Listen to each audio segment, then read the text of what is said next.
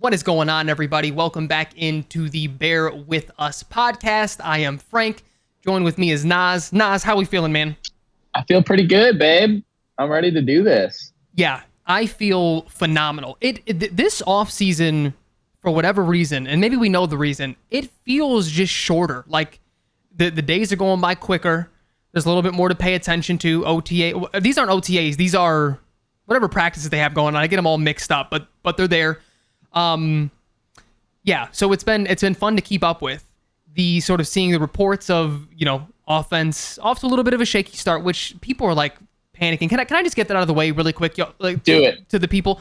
Like, can we hold off? Because like what I'm seeing is there's still people who can't let go of the Justin Caleb thing. One, and they're sort of trying to equate, well, Justin, he was also shaky and y'all aren't giving Caleb the same amount. And it's like, dude, one, he's a rookie.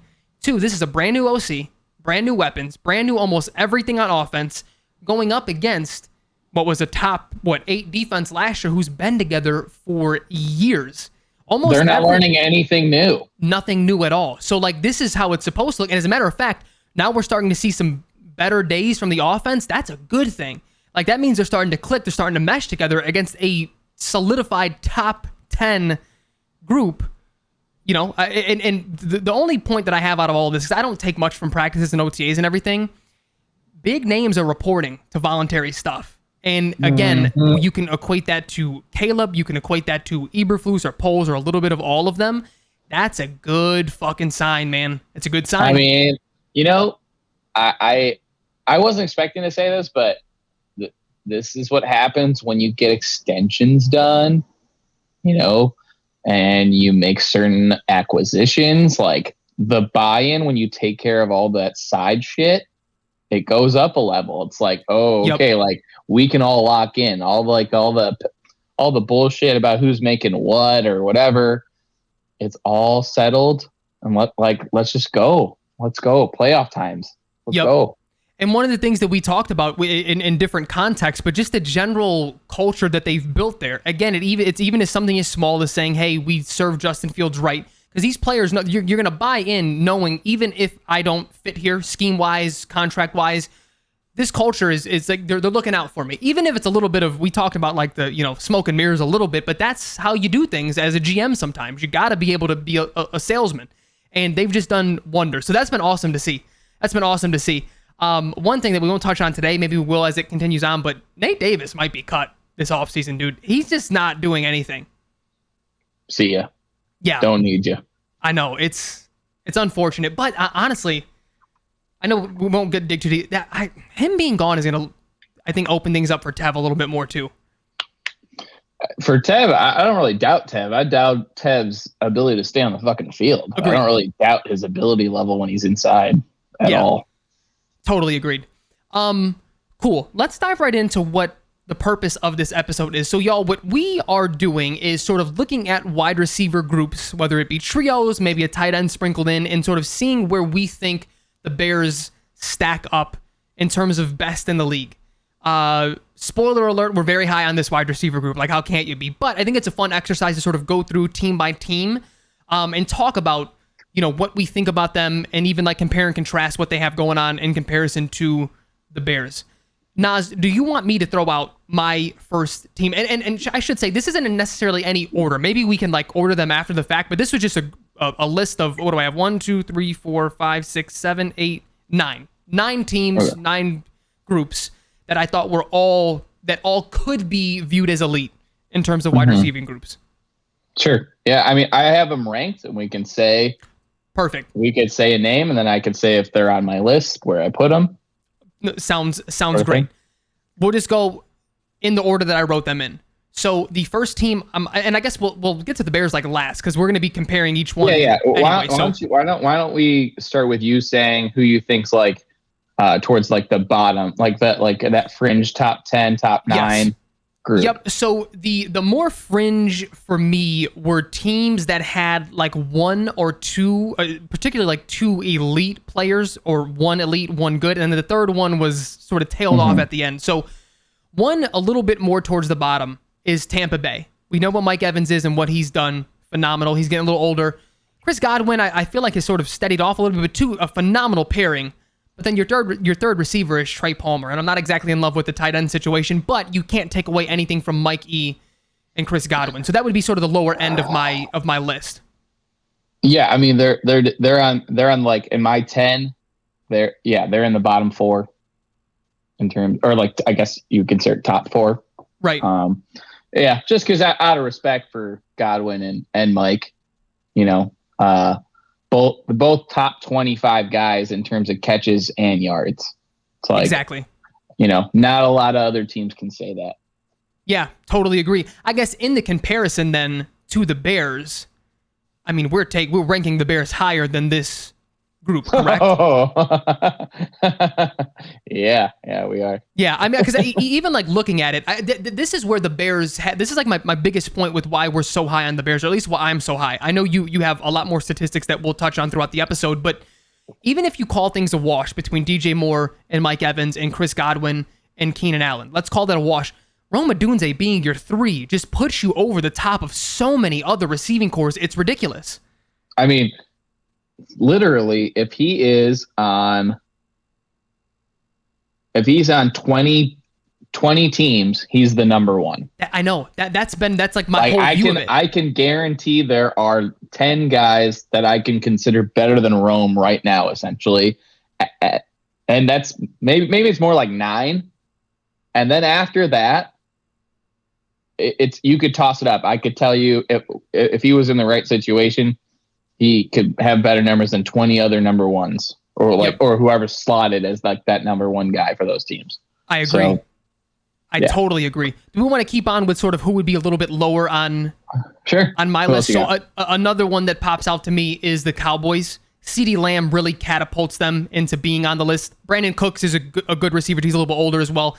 But the reason they wouldn't be any higher is because Jalen Tolbert is a guy who I had really high, this a little maybe biased as well, but way high expectations coming out of college, and he has not got to them at all. So that tail off from 1, 2 to 3 is immense. But CD, it's hard for me to not put a group with CeeDee Lamb and Brandon Cooks at least the bottom portion of a list. Can I tell you something? You didn't rank them? I did. They're not in my top 10. Oh man. I mean, I love CD. I think he's amazing. But and Cooks is a nice. I was really happy for Cooks, especially the way he ended the season for sure. But there's not really a ton for Dak to do other than throw it to CD. The whole offense is built for him, and he handled it amazing. But it's really one guy. The other guys, I'd probably put them in like the decent tier, not even good tier, like decent, serviceable tier. I didn't have them in the top 10. Look, can I ask you a question? If Noah Brown was still on this team as that 3, does that change? Does that sneak them into the 10? I don't think they utilized him. I think Houston kind of unlocked him. I don't think Dallas saw that in him, to be honest. I know he didn't start having big games with Dallas until CD got hurt. If you remember a couple of years ago, and it was like, okay, this guy's got a little something. But then when CD came back, it was sort of the same old. So how much of that then do you think is offensive scheme versus like Dak just being sort of in his Aaron Rodgers bag, and it's like just Aaron and Devontae type of thing? Yeah, it definitely feels like it's mostly scheme. Yeah. But when I watch them, to be honest, and I don't blame them for doing it. Like, of course, why wouldn't you do that? He's a blue chipper. He's going to get paid $35 a year. Like, absolutely do it. Yeah, for me, it's mostly scheme. And also, those guys have now been together for a little bit. Like, yep. I bet some of it is like they're just giving each other a look. And it's 100%. and I got you, and it's like, so, I mean, but after CD, it's just like the drop. And I like what I saw from Ferguson. Like, he had a nice year. Like, he's a tight end, receiving tight end, but I don't know. I need to see more. I just feel like when you look at the depth at the other teams that I have on my list, it's like the second guy is so much better than what Dallas has. And I respect CD. He's in my top 13, but he's not in my top 10. Like, Dallas is in my top 13 out of respect for him. But no, 100%. And that's the same for me. Out of respect for him is what catapulted them even towards, because they would be like 9 or 10 if I was ranking these down. Okay, let's move on. I'm trying to see where I would rank. I guess next up would be, I'm struggling between a couple teams, so I'll just reel them up, but we'll go with one, the 49ers. Okay. Brandon Ayuk, I think, is a real wide receiver one. Where I struggle with, and maybe this is where people would have different opinions, is how do you really rank Debo? Like, I get he produces. He's more of a hybrid type of player. He's more of a football player than a wide receiver to me, if that makes any sense. Because, like, if you look at his, like, route running, it's not insane, especially just opposite of him. Like, Brandon Ayuk is a phenomenal route runner. Insane hands, good route tree. Debo doesn't really have that, but he produces. And then, obviously, their three is going to be either Juwan Jennings or Ricky Pearsall. But out of respect for both of them, again, they had to be. They'd probably be like 7 or 8 on my list. Yeah, and I mean, again, I looked at it as a group, as a receiving group. Their depth is just insane. Because don't forget the Pearsall pick. Yep. So you throw that in there. You assume everybody's coming back. Maybe Debo gets traded in the offseason. I have them inside the top 5. Ooh. Especially when you consider Kittle just caught 1,000 yards, very quietly just caught 1,000 yards at the tight end spot. You throw in the McCaffrey passing game. Like, as a receiving group, it's impossible. It makes sense why they got to the Super Bowl. I don't know how you would defend this when they're all on the field. When you have Ayuk, Debo, Kittle, McCaffrey all on the field, I don't know how you would guard these guys. It just feels like there would be a mismatch every single play or something scheme related that you can take advantage of. I don't know how you would do it. And then you throw the Pearsall, Juwan Jennings slot factor, and it's just like, it's fucking crazy, dude. I mean, you talk about the slot factor too. We saw McCaffrey break out in the slot quite a bit as well. Like, if he just said, I don't want to play running back anymore, make me a receiver, I think he would get like 1,100 yards out of the slot. 100%. No doubt in my mind, dude. His ball skills, his route running. I mean, he's obviously an elite athlete. It's a fucking joke. Yeah, I totally agree. So here's where the nitty gritty gets with me, because they all sort of struggle in the same way with that third receiver really falling off. So we'll go with the next one being Philadelphia. AJ Brown, Devontae Smith, both phenomenal. I mean, AJ Brown is a solidified top 10 dude. You could probably, Devontae is a top 25, top 20 in there, and he's a stud. But then their third guy is like Paris Quez Campbell, Watkins? Maybe that's what I mean. Quez Watkins, like that third guy is the hardest fall off. Honestly, it's really Goddard. Yeah, if you're really adding Dallas, Goddard, and then Saquon, he has a pass of catching 90 balls in a year. Yep. Like, when you're just looking at him as a receiving group, there is depth there. Their third guy, I would probably not on the field that much this year. Like, their third, who you would characterize as their third wide receiver. Yep. Probably not on the field that much. And honestly, I would even say push Quez out and truly, I think Devontae is a slot guy. They try to dress him up as an outside receiver. I think if they put him exclusively in the slot, I actually think he'd have more success. I mean, I don't disagree with that.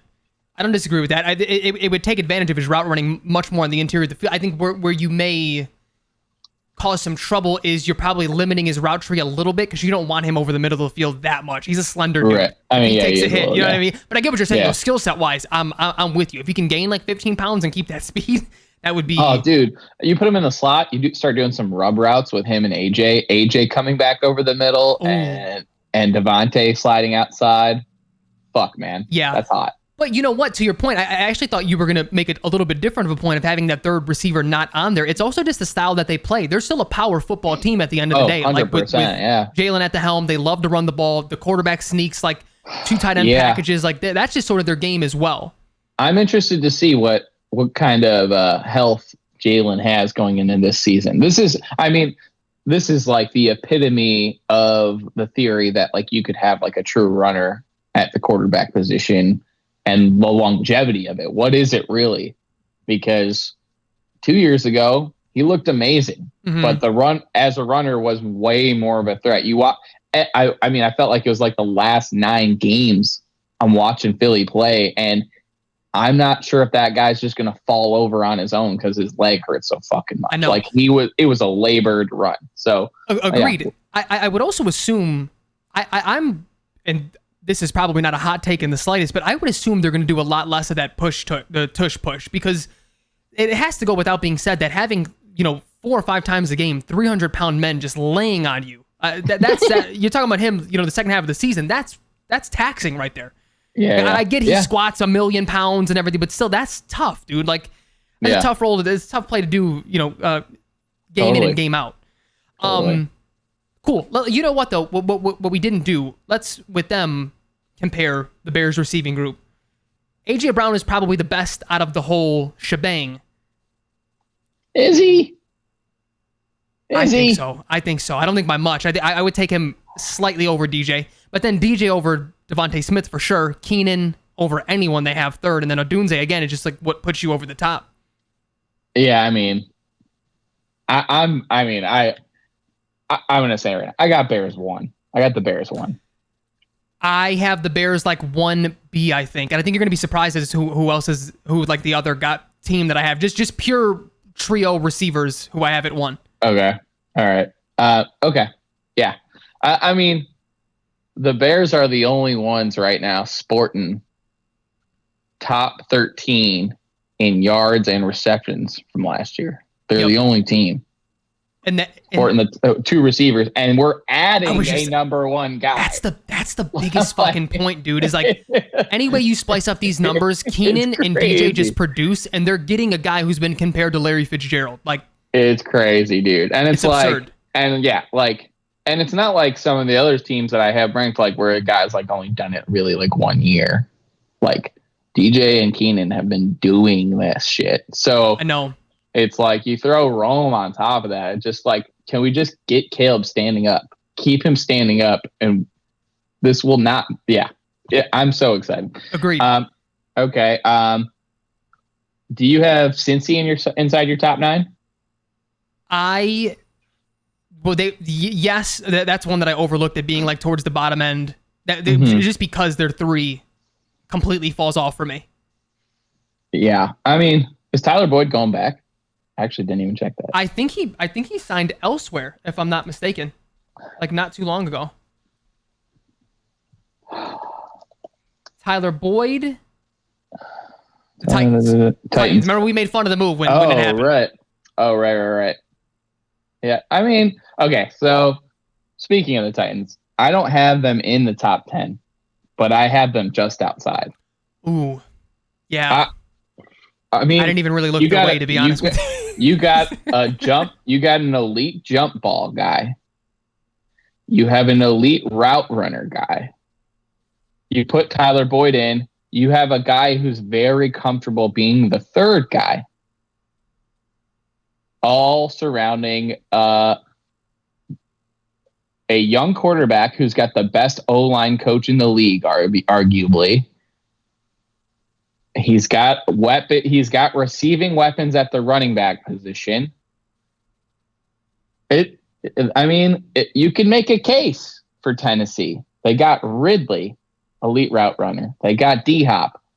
50-50 balls feel like 80-20 balls with that guy. You throw in the Boyd factor, just a savvy vet who's been the third guy, not going to cause waves. They got Pollard and Tajay at running back. Could have them and again, I from a production standpoint, they could have a nice year. Yeah. Do I think they're going to win games?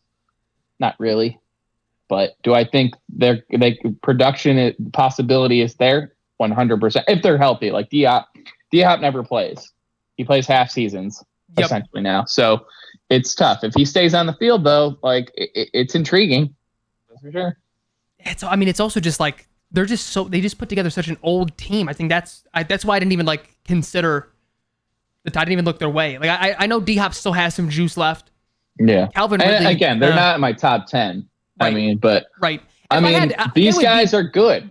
They would be in my top 15 for sure. They're not you wouldn't say any of these guys are top tier talent, but when you're trying to take the aggregate and quality at position, it's something. It's not nothing.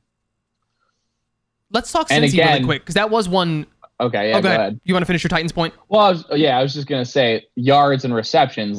They got 2 top 25. They got 2 top 25 guys in yards. They got 2 top 40 guys in receptions. Like, it's there. I mean, it's there.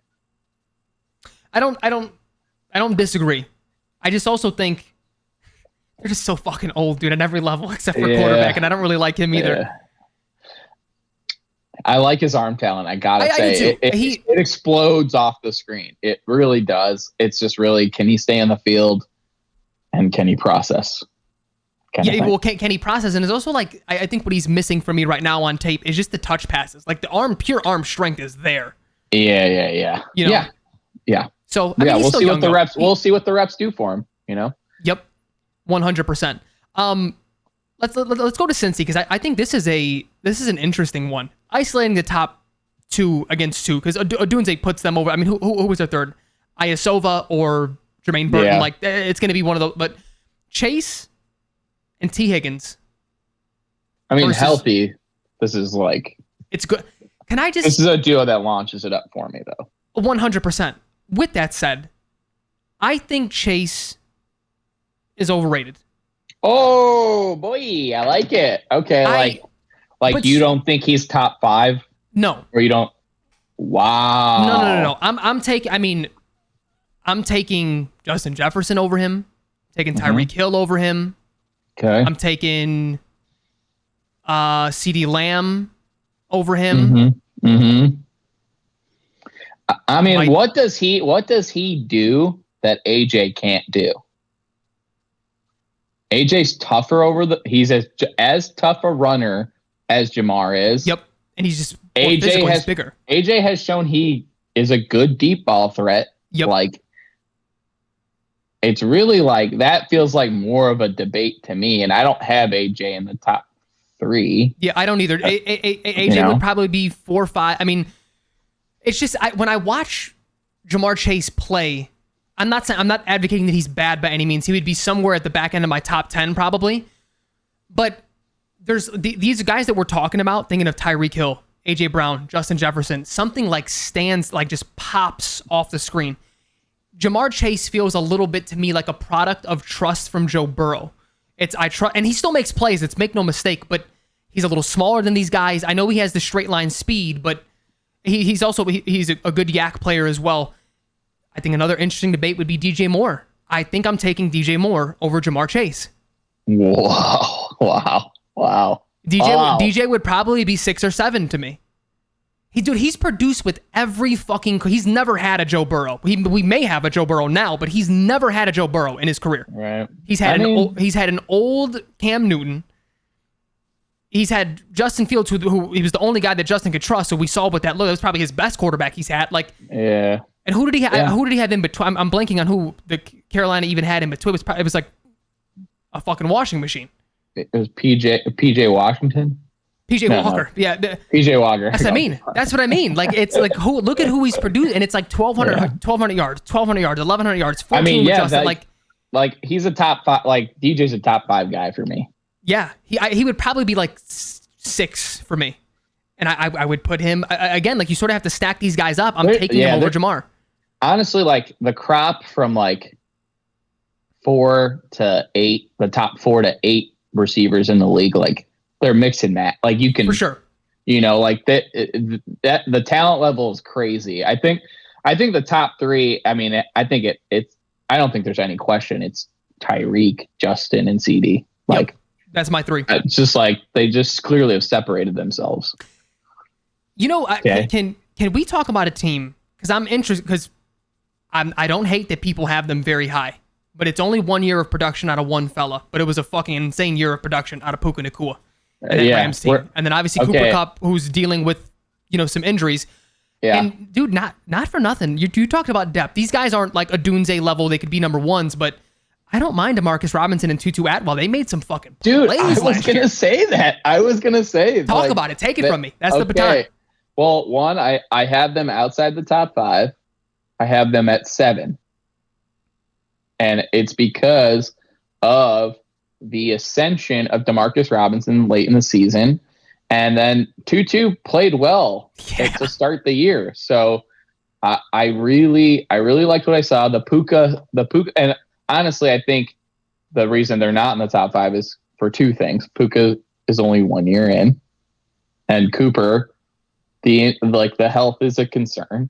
You know, I did listen to him on a pod recently of him saying, you know, this is like the first offseason in a while where he's actually just trying to get better, not get healthy. Yeah. Which that's a great sign, you know. So good for him. And if they're coming, they're going to come red hot into the season.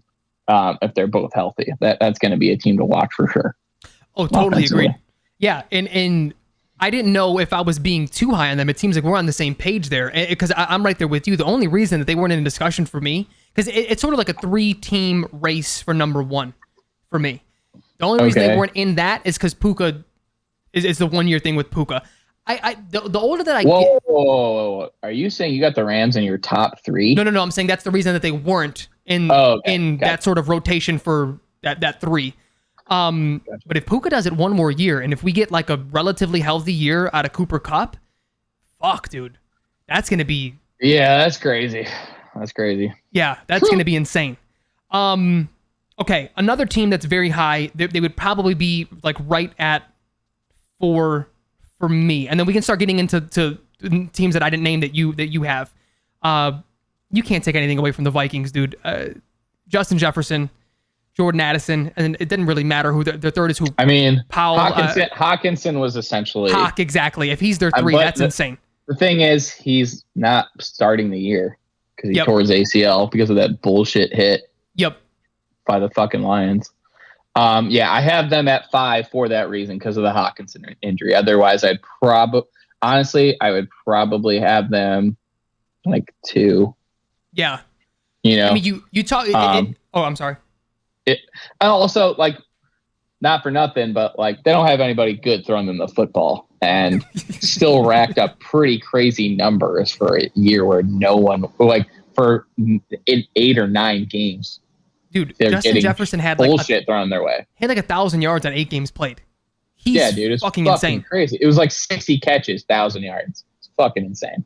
It's the amount, like, you think about the way that defensive coordinators talk about game planning for people, and even like you're seeing more and more players have podcasts.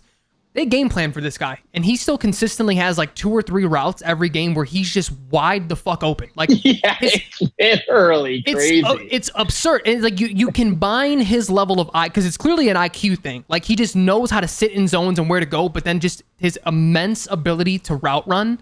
It's no wonder he's just the number 1 guy. Like, I think he kind of gets slept on with his contested catch rate. Yeah, he has it all. Not like. He does get wide open, and you're just like, I don't actually understand how this could be possible. And then there's times where like there's 2 dudes draped on him, and he's still making plays because he's freaking long as shit, and just like knows how to high point the ball. Like, yeah, he's the fucking man. I think he's my favorite receiver to watch play to play over Tyreek. Probably. I mean, he's because again, like you just like see, there's not very many players, especially non-quarterbacks, that you can see like this dude's reading the shit out of the defense right now.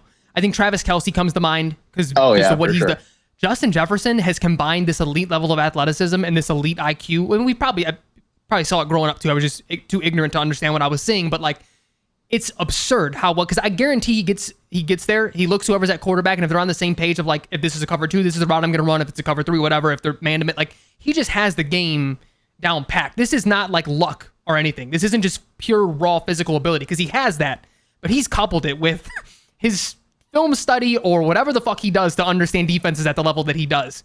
It's absurd. I guarantee if you let him play a drive at quarterback, he wouldn't be awful. I don't know how good he throws the ball, but just at like reading a defense, it would be absurd. Mm-hmm. So I have 3 teams left, the Bears being one of them. Naz, do you want to touch on any teams that I have not just yet? Okay, I have some honorable mentions. Okay, that I'll touch on now. I think this will be Kyler's best offensive year of his career. Ooh. You throw in Marv, mm-hmm. who by all accounts is a sure thing. Yes. Hopefully will be healthy.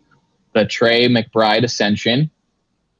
The Michael Wilson ascension. I'm high on him. I like him. I like him, dude. Okay. And then, like, for depth, the Zay Jones sign. Like, I like what I see from that team. I think if Kyler's going to prove to me that he is actually good, this is an ideal situation for him to do that. Yep. Like this, he's got real talent. I don't think we can ignore Atlanta's talent from receiver, like from a receiving standpoint. Like they have talent. They have talent. And now they have someone throwing the football, hopefully. So I think we're going to see, from a fantasy perspective, we'll see some things. Are we going to see wins? I don't know. Maybe. Maybe if they spent the 8th pick on a like D end or something like that instead of another quarterback who's not going to play till he's 27. I don't know. Yeah, that's still so absurd to me. And this is, you talk about like a sort of put up or shut up type of year. I feel like that's sort of what you were describing for Kyler Murray. I think this is it for Kyle Pitts. Like you finally have someone throwing you the ball. Yeah. Let's see, like, is the hype real? Totally. I think it's real. I think they also kind of like need to face that. Like this guy is not a tight end. He's a receiver. Like he's like a power slot type of. Yeah, he is it is what it is. He's Jimmy Graham, like knocked down a level maybe. You know, like prime Jimmy Graham knocked down a level. Yeah. Other honorable mention. Did I have another one? Carolina. Okay. Oh, that's a sneaky one. Okay. Thielen. Yep. Leggett, and Deontay. Like that's not a bad trio. That's not a bad trio. We got some savvy dudes. I don't really know how they're going to push the ball outside, but you can do some creative things with that group, you know? Yep. You got your yak guy, you got your savvy route runner guys. Like there's a scenario where Bryce can make a leap if they do okay protecting him. He's got some talent around him. Those are my, we didn't touch on Seattle, but I mean, I think if Geno's standing up, this is a nice group. Listen, I mean, where do you got them? That was the 1A, 1B for me. What? Yeah. Oh my over Miami. God. Whoa. Listen, let's break it down. Okay, go. Let's break it down. Bears are 1A because I'm heavily fucking biased and I'm not going to hide from that. But I also think there's that they're 1. Yeah, it's but I think there's the stats that you brought up, back up them being number 1, especially with the Odunze being your 3. What separated it for me, DK Metcalf, Tyler Lockett, I don't think are a better duo than Tyreek Hill and Waddle in Miami. OBJ is their third guy. I like JSN much better. That almost like levels it out for me. And then I sort of add in age. I sort of add in, it's also like a diversity of skill set thing too. I love the way that Seattle's 3 meshes together. JSN, clear slot guy, Lockett, take the top off, DK, middle of the field eater. I just love the way that they splice together. And it honestly, like, even taking away stats, that's what I like about the Bears wide receiving core as well. It's very defined roles. Here's what we do. Here's what we can do out of it. Versus like Miami, and this is their identity in general. Their speed, which obviously has been phenomenal for their offense. But we got to start splitting hairs somewhere, right? We saw what they did in the cold. Speed didn't work when it's fucking -20 and you can't secure a home game. Or I didn't want literally -20. You get what I'm saying? But like these Bears, these Seattle teams are built for different elements. You get you let Miami indoors and you make it a track meet. That's tough. It's tough for anybody. But that was it. I knew you'd be a little surprised. I am surprised. I have Seattle 9th. Wow! Holy shit! Mainly because of the Lockett age factor is starting to come into play. Fair. I honestly just didn't feel like I saw enough from JSN that like made me think he could be special. Like he made some plays, but he kind of made some Cole Kmet plays. Like, no one's really taking him into account, so he's open play kind of thing. Which Cole is the Cole Kmet play is going to be alive and well this year, babe. Oh yeah. Nobody's thinking about that guy. And it's going to be nice. It's going to be nice. I'll be happy for him. But yeah, and then also, I just think DK's a douchebag. So like you throw in douchebag, age, not sort of wowed with their third guy, got them at 9. They could outperform that. Like they had nice seasons. Like everybody had a nice season. Yep. I just need a little bit. I need a little more out of DK. Like I feel like if any of those 3 is a number 1, it would be him. Yep. And I just need to see. I need to see a little bit more. I need to see a little bit more from him. I feel like he's kind of resting on his laurels a little bit. I actually have Houston number 2. Ooh. Okay. Between Nico, very sneakily, because he was even hurt a little bit. Yeah. Almost 1,300 yards. So Tank Dell was on track to have a great rookie year. Not a ligament issue, a bone issue. Will probably come back fully healthy. That's more of a sure thing than a soft tissue issue.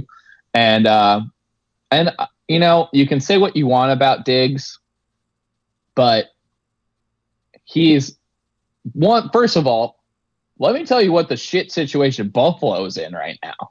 Oh yeah, Jesus. They have one guy that is in the top 40 for receptions from last season and 0 from top 40 in yardage. And I'm pretty sure they drafted a receiver, right? Didn't they? They did. I forget who it was in the second round. I can't find who it was, but Keon Coleman. Okay. So yes. Coleman, they are in a shit situation. So if Keon Coleman pans out, they're going to be okay, but it's a dire situation over there. Anyways, that was a tangent.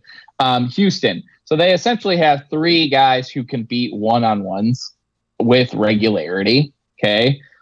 They have a great system in take. I just feel like they're going to thrive.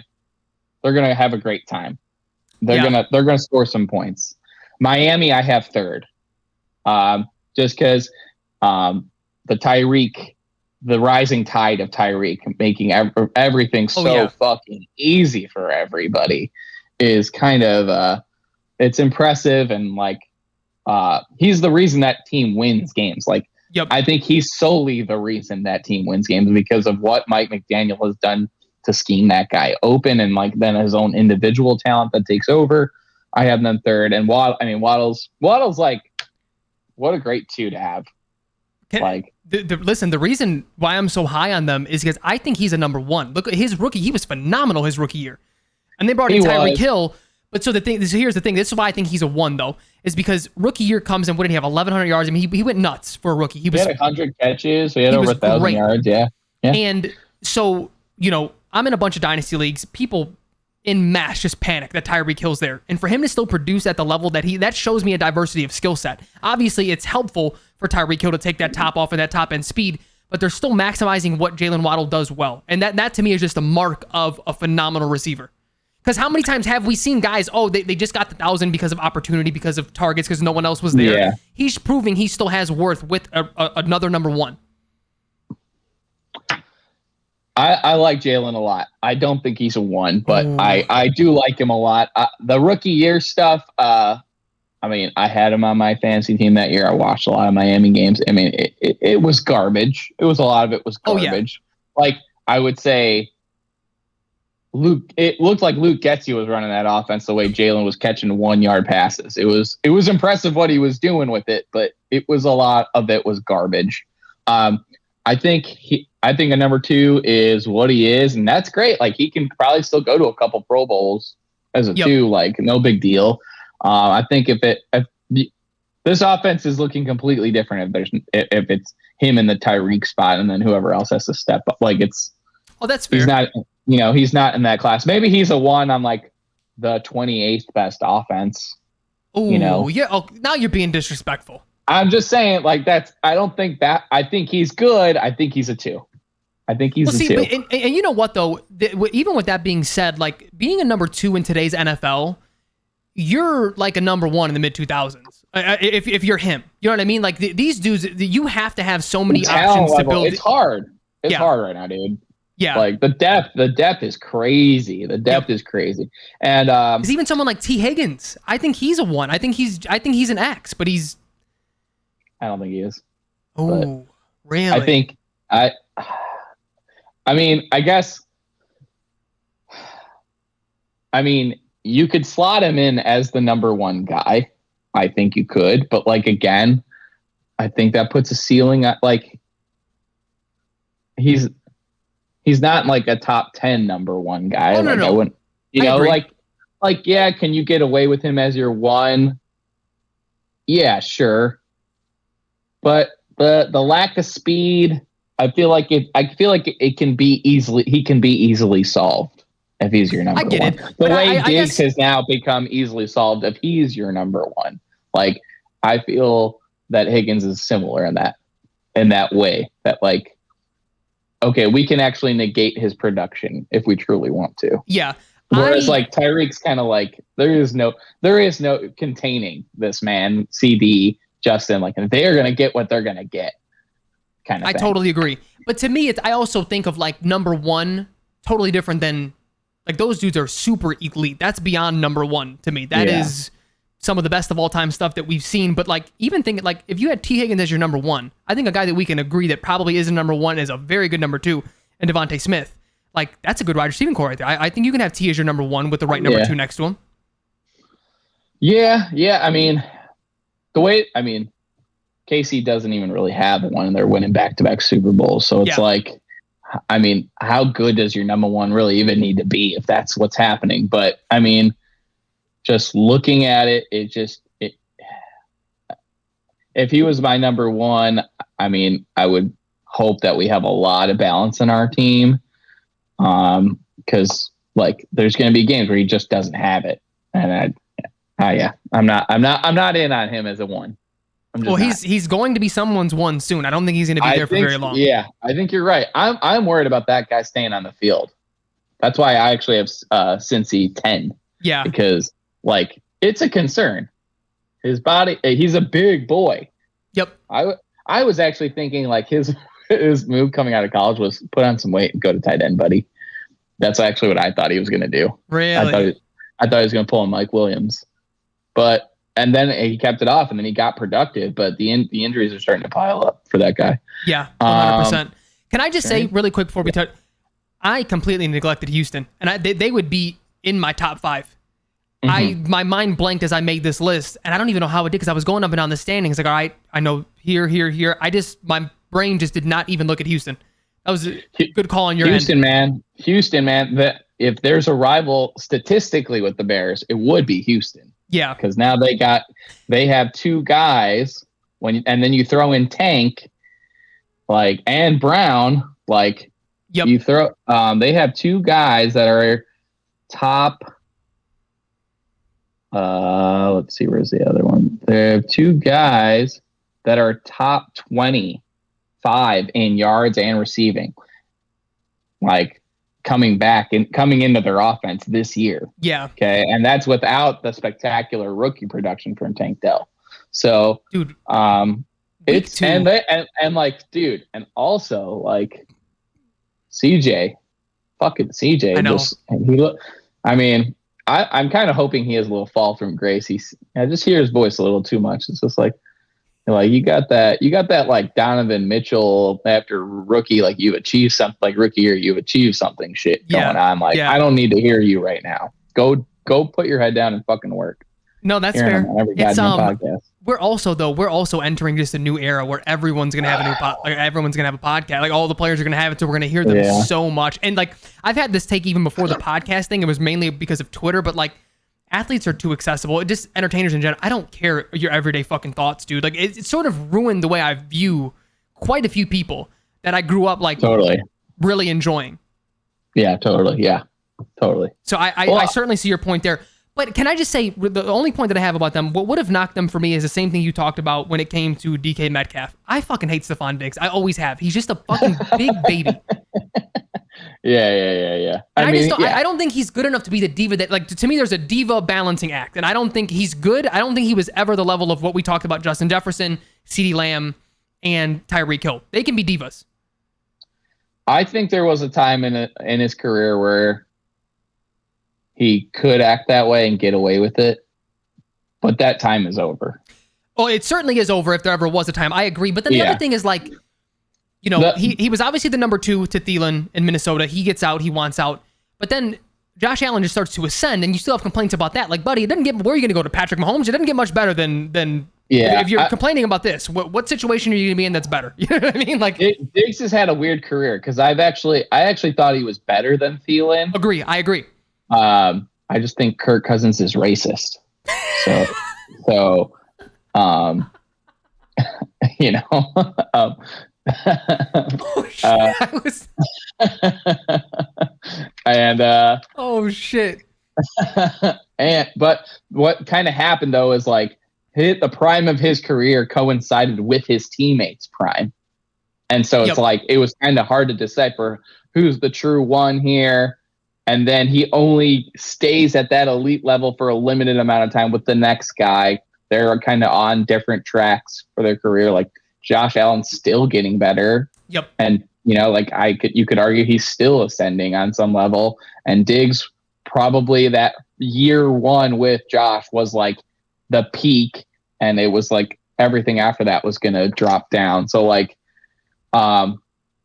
that was my opinion of Diggs. I loved Diggs in his prime, but yeah, he had some Jimmy Butler-ness to him. That's what it is, dude. That's exactly what it was. Yes. Yeah. So and so, like, but now, like, he's in a reset. He's got to be one of the guys because this is not his locker room. He's coming in as a guest to this locker room. I think this is a good setup for him. I think he's going to be.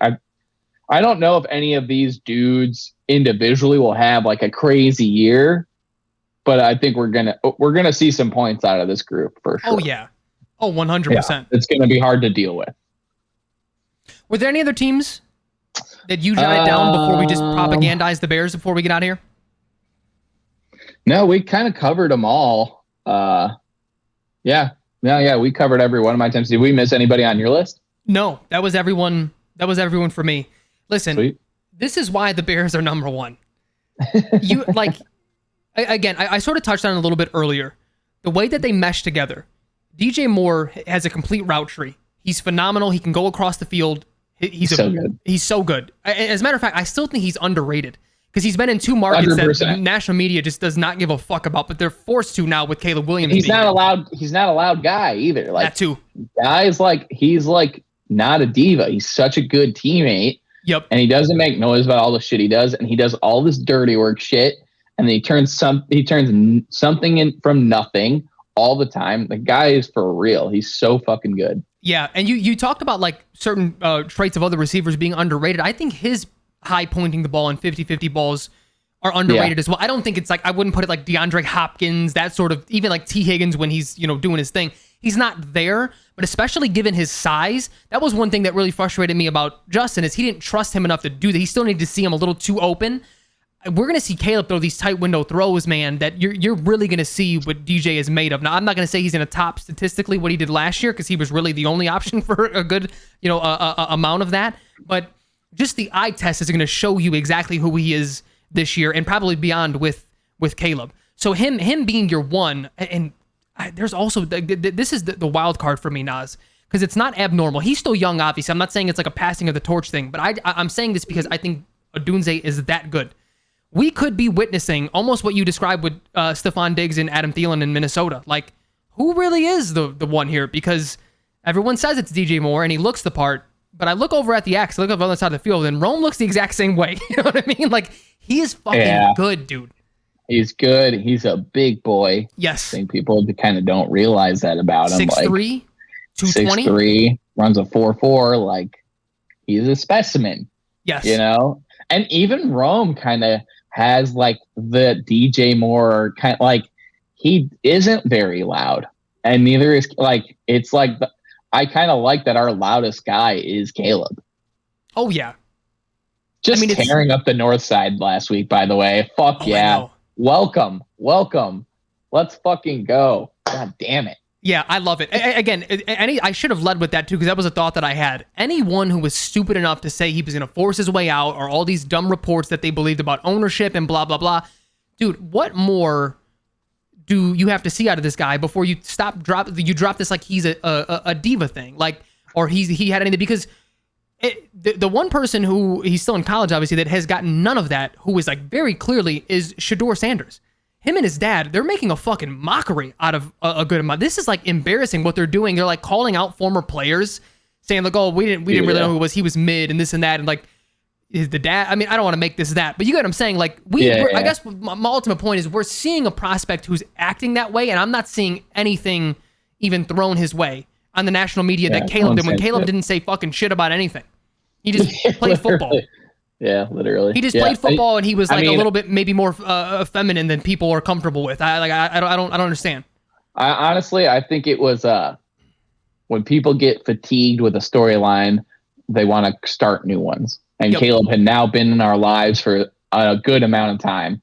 Shedeur's time will come. His like the negative articles and like people criticizing, that's gonna come for sure. Caleb was in our lives for a minute and was given was dubbed this god of football very early. Yeah. And so I think part of it was that, and I think Shedeur will probably get his pretty soon. Yeah, probably. We'll see how he responds. Well, especially if people are going to view him as a first round pick still. Like, I feel like going into last year, people were like, oh, if he has a good year, he could still be. They didn't have the greatest year. I know he still looks physically good, but I don't know. It feels Johnny Manziel-ish, right? Without like the Heisman and the hoopla, but just like the size, the play style, the almost divisiveness. Yeah, I mean, if anything drops his stock, it's going to be. Well, I mean, I don't know how good Colorado's going to be this year. I don't know if they're going to win games or not, but like I would assume they're getting better. I don't know. But I mean, the shit he says is going to be what drops his draft stock. His pocket awareness, the way he gets rid of the ball, the way he goes through reads, it is impressive. Like, he looks good. He looks the part. Yep. A little worried about him as like a leader. And like the shit he says, like, I'm interested to see how he handles that pressure. And like, he's not sneaking up on anybody this season. Everyone's like, oh my God, have you seen Shedeur Sanders? Like, he's legit last year. This year, everyone's seen you now. Let's see how you do with the expectations. And, and if his team wins fucking 5 or 6 games, I'm interested to see what he says then.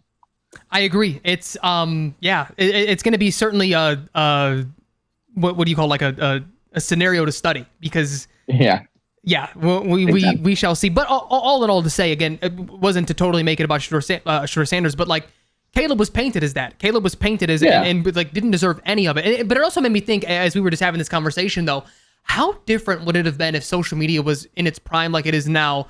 When LeBron James, I mean, because you talk about prospect fatigue, he was a fucking sophomore in high school and people knew this guy was the next big thing. Right. Could you fucking imagine the false reports and things that came out about him? Dude, God. And like, it was already hard for him. I know. Like, it was already really tough for him, and I can't even imagine, dude. That's I would not wish this on any kid. I was just gonna say and this has nothing to do. Like, I hope no one listens to this and takes it. Oh, like you're downing LeBron. I'm not. That may have ruined him as it could have potentially ruined him as a player. That level of coverage that he already got starting his freshman and sophomore year in high school was insane for the time. Imagine throwing social media into it, misinformation, and all this weird shit that just goes on with all of this, and like literally people looking to destroy your life because of like on social media. That would be because we haven't seen an athlete since then that's gotten that type of coverage since high school that way. That was, I mean, he was on magazine covers and having ESPN specials about him, which, to your point again, was insane for the time. But that would have been magnified. How many high school basketball games do you see right now? Not many. And this dude was getting his games nationally televised. Yep. So that would, it was just a thought that I had when we were talking about it. That would be insane. Anyway, y'all, the Bears have the best trio in the league. Naz, were there any other stats that you wanted to notate? I know you sort of sprinkled them in throughout the episode. I just want to note that the Giants were nowhere to be fucking found on any of these lists. Yeah, my God. Oh man, I just was like, oh man, Malik's really going into a dead zone. Indianapolis, like, if their guy can stay on the field and deliver the ball, like their receiving trio intrigues me. It intrigues me. You know, Pittman, AD. I like Pittman Pierce. A lot. Yeah, I like their team. Dude, you know who's one? What did you think of? What I did was just really take the top of the top. I didn't rank 1 through 32. Did you take a look at Jacksonville at all? Because they're like blah. Well, okay, something that they are blah. But what threw me off was seeing Evan Ingram's name when I was looking at top 30 receivers, and he was 4th in receptions, and I was just like, the fuck is this? What is this name doing here? He was 4th in receptions, and he was 30th in yardage. So he had a good year. A lot of dump offs coming to that guy. A lot of dump offs. Yeah, and it was phenomenal for PPR. I traded for him in a league that I was competing in, which was nice. That's awesome. Yeah. So Jacksonville. I mean, they lose Ridley. They lost Zay Jones. I haven't even looked at what they drafted, but Brian Thomas was their guy. Was solid. I like it. Solid. It doesn't. I would like it if he was going onto a team with a proven quarterback. Like Trevor is still like in that up and down. Like I don't know who he is. And it's like I feel like Brian Thomas needs someone who's like kind of already knows who he is. You know. As a player. So I'm a little worried about Brian Thomas. I was kind of hoping for a better situ for that guy. But Cleveland, I mean, Amari Cooper did Cleveland did also kind of draw my attention a little bit. I didn't realize Njoku was that productive. And then the Amari Cooper, like the yards per catch, that guy, it's impressive. He had like 60 catches for 1,000 yards. It was fucking nuts. Yeah, he also did. He's such a he's going to be a guy that we look back at his career and like, because on paper it's going to look phenomenal. You're like, how wasn't he in that but then you just watch, like he has full games where he's just a ghost, and then he has a game where he has like 280 yards, and you're like, can we just even this out a little bit? The fucking Insta Amari Cooper was a problem videos are going to pop up in 5 years and be like, it's like, yeah, he was good. All right, what else do you want? He wasn't great. Sure. He was good. Did you have anyone? So I had one for sure that I think is the worst receiving core, even adding tight end, anything you want in the league. And mine was the New England Patriots. Yeah, it's pretty bad over there. It's bad over there. Bad. It's like not great. Because there were certain teams where I was like, immediately, like I look at Minnesota, Justin Jefferson. I know automatic. Justin Jefferson, Addison, Bears, we know them. We like just guys, Miami, blah, blah, blah. And I was like, who the fuck is on New England? Like, I couldn't even, the only one I thought of was Kendrick Bourne. I was like, is he even still there? I don't know what the hell is going on. And I clicked, and I just clicked again. And much to my chagrin, I'm still surprised at how bad it is. It's gross bad. Over there. It's bad. Like, and listeners, to put it in perspective, there's not one player on New England that was top 40 in receptions or yardage. Not one. Who even came, was their number one, Demario Douglas? I don't know. Maybe Bourne. I feel like Bourne got hurt last year, though, unless I'm mistaking him with someone else. But yeah, I mean, it was Mario Douglas had 49 receptions for 561 yards. And I liked Jacoby Myers. Like, why not keep that guy on the team? He's he's such a Patriots player. Why wouldn't you keep that guy on the team? Like, guy catches 70 balls, never says shit. Good locker room guy. Like, why didn't you fucking keep him? It didn't make any sense to me. They still have Juju and KJ Osborne too. Oh, Juju! Oh my god, the guy running on one fucking leg, still getting paid. Holy Unbelievable. Shit, Tyquan Thornton. This is a gross. Oh my god, It's bad. Someone we didn't touch on, Amon-Ra. I just want to give him his flowers. Oh yes, great season. Cost me a fantasy championship because. Ultimately, he's not that top tier guy. He is top 10 guy, but he's not in that top 5 for me. Same. Saw it firsthand. Fucking asshole. Can I just really quick about also this? Jameson Williams, this is like the year he's got to ascend. Like this is kind of the make or break. Is he for real kind of thing? We've seen flashes. We've seen some gambling. We've seen some torn ACLs. This would be the year. Yep. I agree. This is put up or shut up. I actually took a waiver on him everywhere in my dynasty. I tried to, I successfully traded for him in like 2 leagues. I think he has the chance to, just a quick little 2nd round pick, nothing crazy, just to butter the bread. But maybe we end a little on a controversial note here. You're talking about the sun god. I'm taking him over Ja'Marr Chase too. Really? Oh yeah. Amon-Ra's a fucking dog. He is a dog, but like, nah, like his contested catch rate, not good. I don't even know what it is. I just saw it when I absolutely needed it. Yeah. Personally, I saw him drop balls he should have fucking caught. And it feels like scheme played a role into his production. Like the guy, like, I'm not saying he's not good. He's awesome. It's fun to watch him play for the most part. He's tough as fuck. Love him.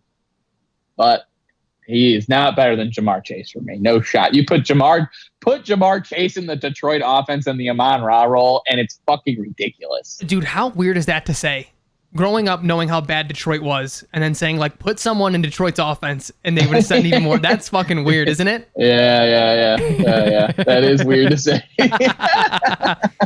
Hey, listen, this was a fun exercise, man. I had a ton of fun doing it. I had an idea when me and Jack recorded last week, just because we're gonna have to do some random shit throughout the off season. I wanted an episode coming up soon of like ranking the mid 2000s running backs. Let's put together a top 10 list. Don't share it with each other. Mid 2000s. Let's talk about who the best ones were. Love it. Let's go. Yeah, so that'll be fun. I'm gonna update a little list. I'll text it. We'll go from there and see what we want to do. So that may even be next week. Who the hell knows? I don't know. We have a couple ideas that are going to be very fun. Once we hit like July, August, that'll be the expectations for sure. That's going to be what we're hearing from camp more, where we expect maybe even like stats predictions, wins predictions, things like that. We'll start getting that way because the roster will certainly be finalized by then. Naz, any last notations from you before we get out of here? I don't want to hear Justin's fucking name anymore, guys. I know. Just like, it's over. He's gone. Caleb's it. Yeah. Deal with it. Yep. And the thing is, like, you can still root for him in Pittsburgh. That's fine. But like, let's stop with the comparison. It's over with. It's done. Yeah, we're not even comparing the same thing anymore. One guy's getting thrown in kick return jokes, and the other guy's about to take the Bears to the Super Bowl. It's not. It's different things. Yep. It's also, but the thing is too, I guess this will be my last thing in concerns to that. The thing that's bothering me is people are still clinging on to, but they never supported Justin this way. And it's like, shut up, dude. It was a timeline thing. You don't think Ryan Poles wanted to put the best roster together regardless of who was at quarterback? It's the way it's stacked up. Fucking deal with it. Shut up. Move on. He literally shut up about this. Who cares? Who cares? That time's over. Yeah, it's ridiculous. It's ridiculous. Yeah. All right, Naz. Thanks for joining. Dude. Everyone, thanks for listening. As always, we are everywhere that podcasts can be heard. We're also, the video portion is on YouTube. Make sure you like, share, subscribe, and we will see y'all next time. Later, Naz. Later. See ya.